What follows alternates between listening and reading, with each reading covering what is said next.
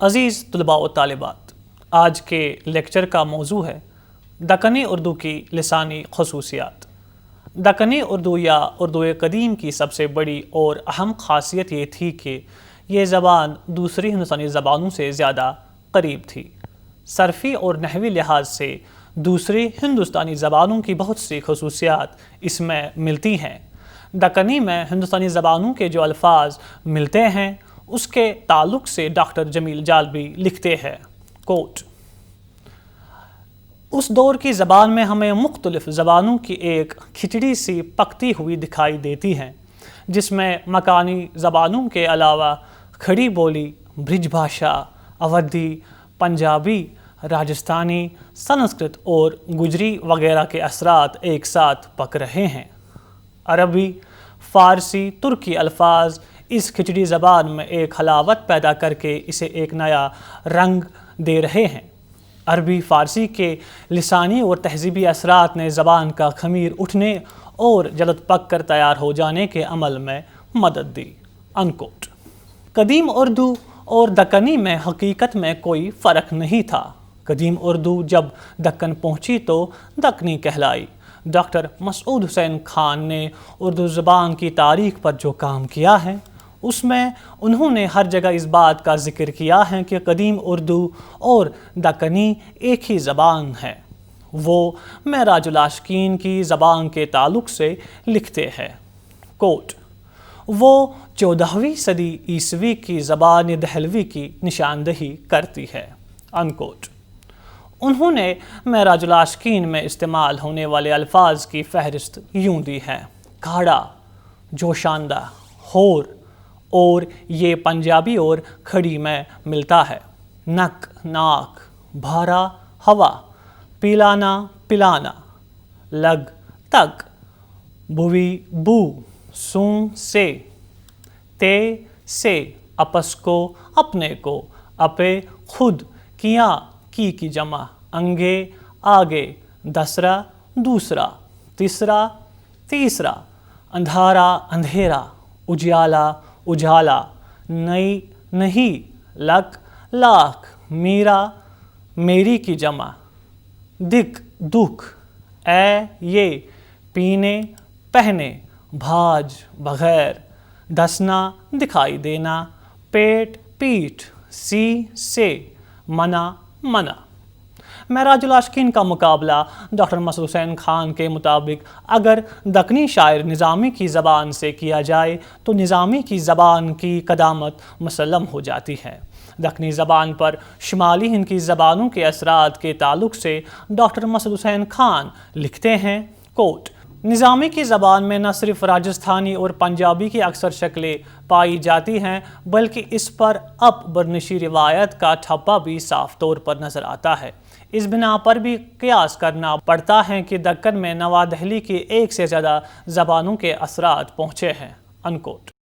Doctor مسعود حسین خان نے اپنی کتاب مقدمہ تاریخ اردو زبان کے 5ویں اور آخری باب میں مختلف دلائل سے یہ ثابت کیا ہے کہ دکنی زبان کی خصوصیات اصل میں قدیم اردو ہی کی خصوصیات ہے۔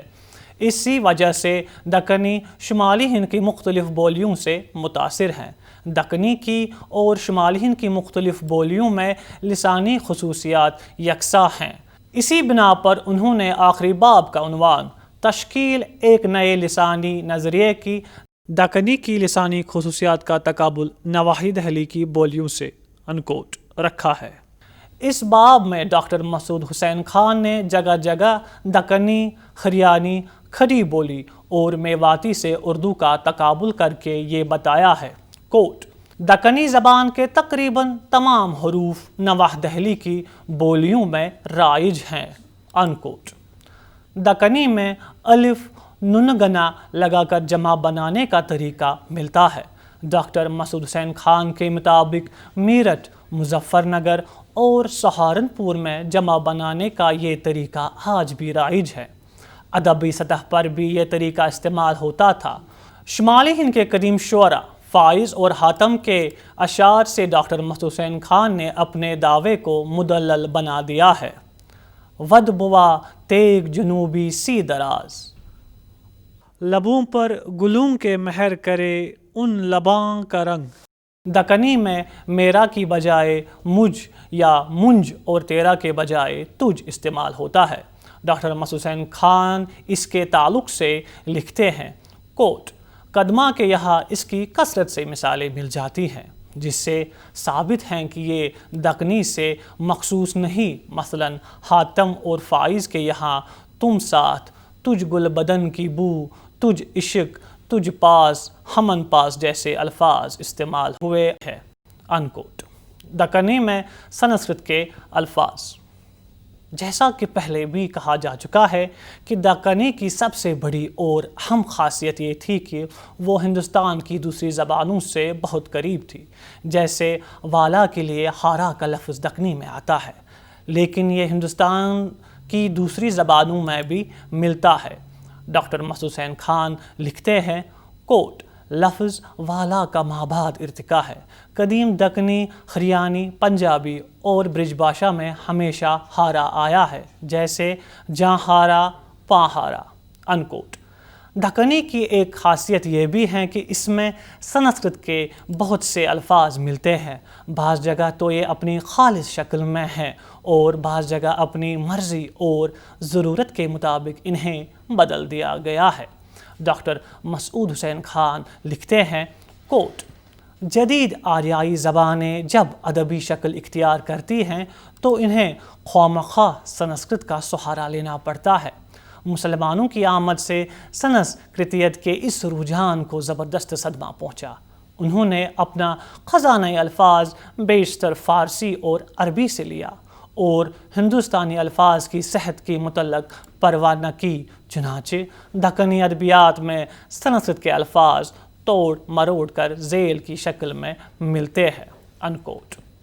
پرم پیم پریم، دشٹی درشٹی نظر، چمن چمبن چومنا، انجو اشرو آنسو، سیتل شیتل ٹھنڈا، بست وستو چیز، کیس کیش بال وغیرہ۔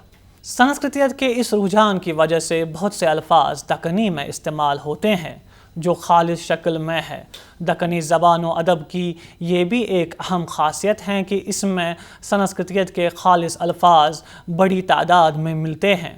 ڈاکٹر مسعود حسین خان لکھتے ہیں کوٹ سنسکرتیت کے ہی بڑھتے ہوئے عام رجحان سے مسلمانوں کو بھی مفر نہ تھا۔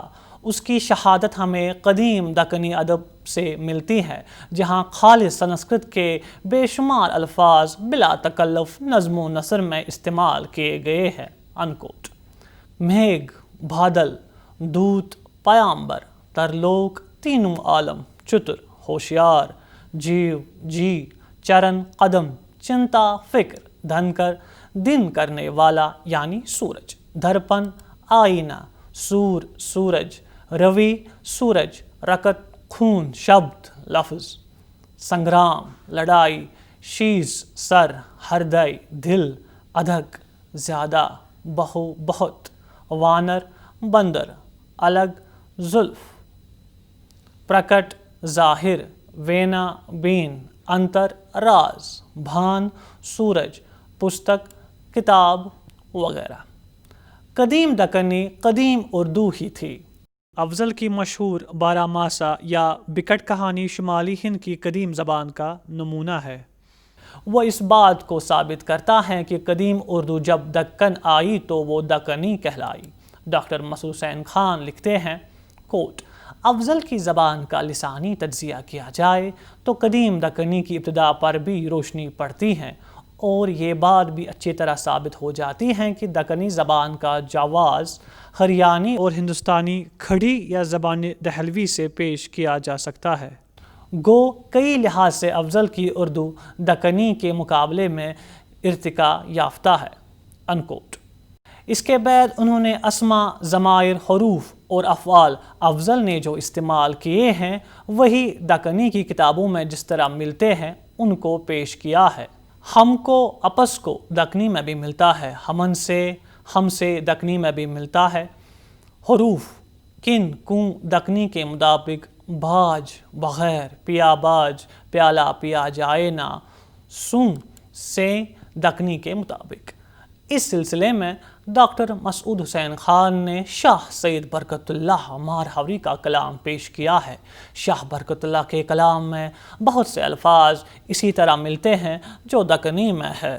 ذیل میں ان الفاظ کی نشاندہی کی گئی ہے۔ گھر تجھ کے جا جنگل میں پرتب سمجھ پری، تن من میں پیم کی اگ پری سمجھ پڑی، تکیا جو مخملی و دیگر سیج چھوڑ کے، جب اینٹ پر شینش دری تب سمجھ پڑی۔ ڈاکٹر مسعود حسین خان نے لکھا ہے کوٹ: قدیم اردو میں بیشتر ڈھول کی آواز ملتی ہے۔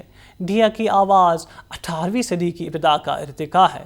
ڈھول کی آواز آج بھی پنجابی، راجستھانی، ہریانی اور کھڑی بولی کے بعض اضلاع میرٹھ، مظفر نگر، سہارنپور میں عام مشتمل ہے۔ بڑھا بجائے بڑھا، تھڑی بجائے ٹھوڑی، گھڑا بجائے گھڑا، علی گھڑ بجائے علی گھڑ۔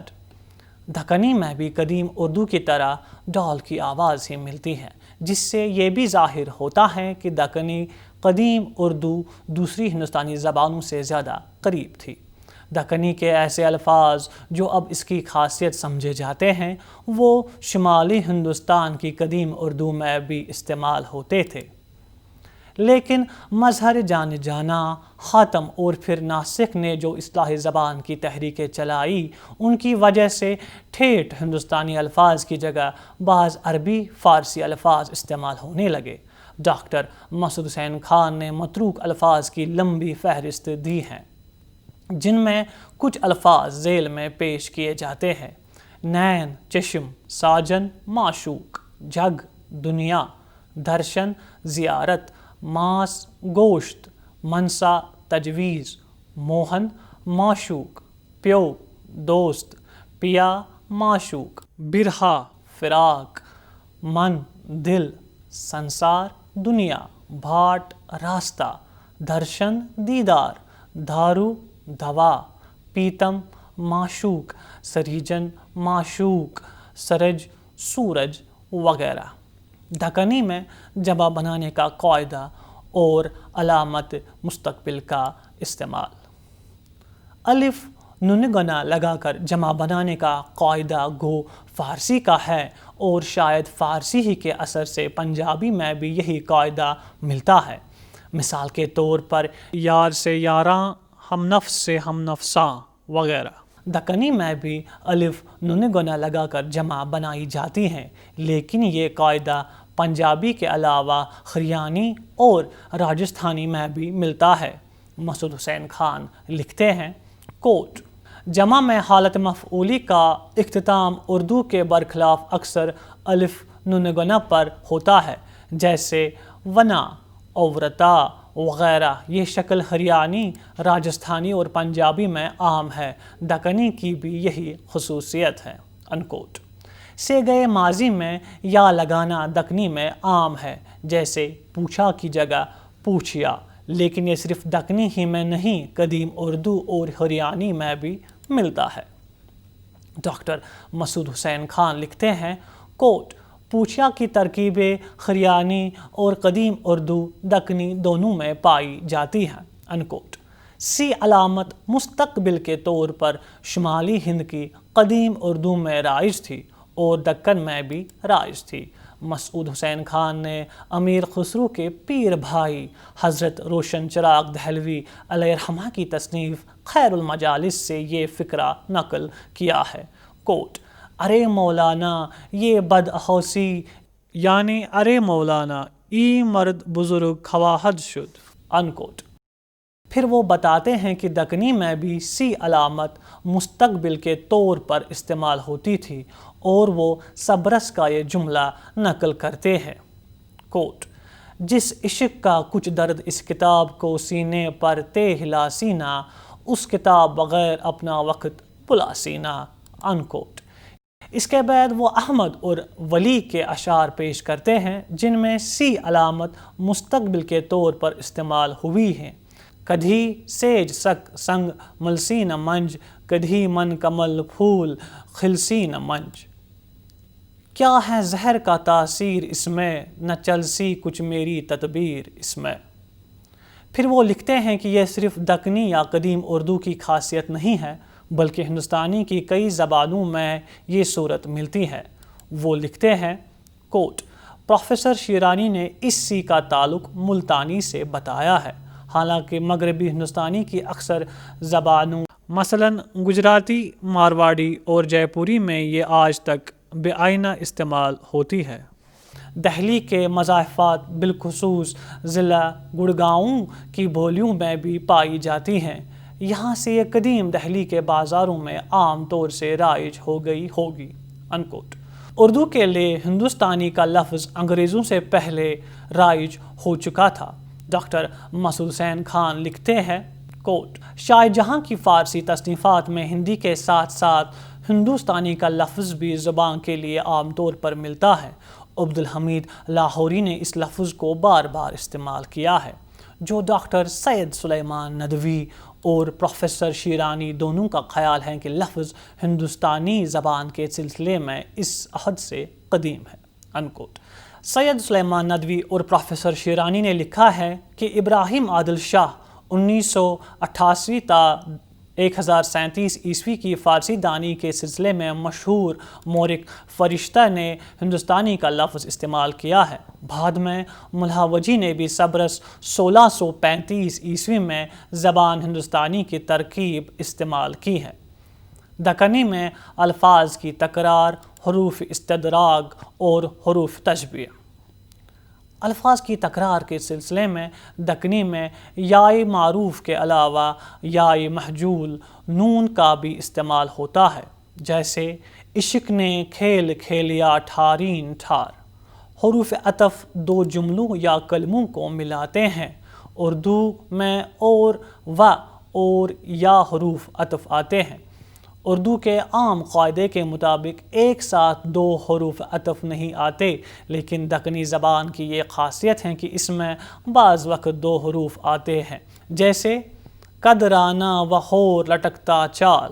اسی طرح و اور یا ایک ساتھ، اپس نفس پر جب ویا بہر ہو۔ حروف استغراق: دو جملوں کے درمیان حروف استغراق آتے ہیں۔ پہلے جملے میں جو شبہ ہوتا ہے اسے یہ حروف دوسرے جملے میں رفع کر دیتے ہیں۔ اردو میں لیکن، مگر، گرچہ اور بلکہ حروف استغراق ہیں۔ دکنی میں گو مذکورہ بالا حروف استغراق استعمال ہوتے ہیں، لیکن خاص دکنی کے حروف استغراق ولے، پن اور اما۔ کوٹ: بعض کہتے ہیں کہ خدائے تعالیٰ کو قیامت میں دیکھیں گے، ولے حیراں ہوئیں گے کہہ نہ سکیں گے۔ بات جدا پن بھید و ہیج، بتی ساری تھی اماں تیل نہیں تھا۔ حروف استثناء: یہ حروف ایک چیز یا شخص کو دوسرے سے الگ کرتے ہیں۔ اردو میں بغیر اور بجز ملتے ہیں، دکنی میں ان کے لیے بھن، بھنا اور بھاج بھی ملتے ہیں، جیسے پیا باج پیالہ پیا جائے نا، پیا باج یک دل جیا جائے نا۔ وہاں دوسرا نہ تھا کوئی علی باج، تجھ بن اور نہ کوئی، نہ خالق دوجا ہو جائے۔ حروف تخصیص اردو میں کئی ہیں، ہر، بھی، تو، ہی، لیکن جو دکنی کے لیے مخصوص ہیں وہ بھی جگہ بھی، جیسے انہوں بھی یو مکفی اسرار یوں کہتے ہیں اظہار۔ اردو اور دکنی دونوں میں ہی یہی وہی استعمال ہوتے ہیں، لیکن دکنی کا مخصوص حروف تخصیص چیم ہے۔ یہ مراٹھی زبان کے اثر سے آیا ہے، جیسے وے حیران ہوئے گے کہہ نہ سکیں گے کہ یونچ ہے یا ایسائچ ہے۔ اسی طرح اتنا ہی کے لیے اتناچ، ویسا کے لیے ویساچ، اپنا ہی کے لیے اپناچ، تیرا ہی کے لیے تیراچ دکنی میں استعمال ہوتے ہیں۔ حروف تشبیہ ایک دوسرے کے مانند قرار دینے کے لیے آتے ہیں۔ اردو اور دکنی میں مانند سی سا کے حروف آتے ہیں، لیکن مخصوص دکنی کے حروف تشبیہ حسب ذیل ہے۔ ناد، نمن، سار۔ کیا سکھ وطن و عزیزاں کی سار، گیا دکھ سود ندیا نمن جگ تئی بار رگ رگ وہ خوش رو نمن سرس جھلک دینے ہارا اتھا رنگ رس۔ اردو میں پریشانی، حیرانی اور سرگردانی استعمال ہوتے ہیں، لیکن دکنی میں پریشانی کے جگہ پریشانگی، حیرانی کے لیے حیرانگی اور سرگردانی کے لیے سردانگی استعمال ہوتے ہیں، جیسے لٹ کو اس کی پریشانگی پر، اس کی حیرانگی پر، اس کی سردانگی پر مہر آئی۔ دکنی اردو اور اردو قدیم دونوں کی لسانی خصوصیات ایک ہی تھی، لیکن موجودہ زمانے میں چونکہ قدیم اردو تحریری شکل میں محفوظ نہیں رہ سکی، اس وجہ سے جدید اردو قدیم اردو سے بالکل الگ اور مختلف ہو گئی، اور آج دکنی اردو کی لسانی خصوصیات ہی ہماری دسترس میں ہے۔ لیکن اردو زبان کے ارتقاء کے تسلسل کو واضح طور پر سمجھنے کے لیے قدیم اردو کی لسانی خصوصیات کو بھی پیش نظر رکھنا ضروری ہے۔ اس لیے یہاں دکنی اردو کے ساتھ ساتھ قدیم اردو کی لسانی خصوصیات کو بھی واضح کر دیا گیا ہے، تاکہ ان حضرات کے سامنے جو دکنی اور جدید اردو کو الگ سمجھتے ہیں، اردو زبان کے ارتقاء کا نقشہ بھی آ جائے اور دکنی اردو کی لسانی خصوصیات بھی واضح ہو جائے۔ اسی کے ساتھ آج کا لیکچر اختتام کو پہنچتا ہے۔ اجازت دیجیے، خدا حافظ۔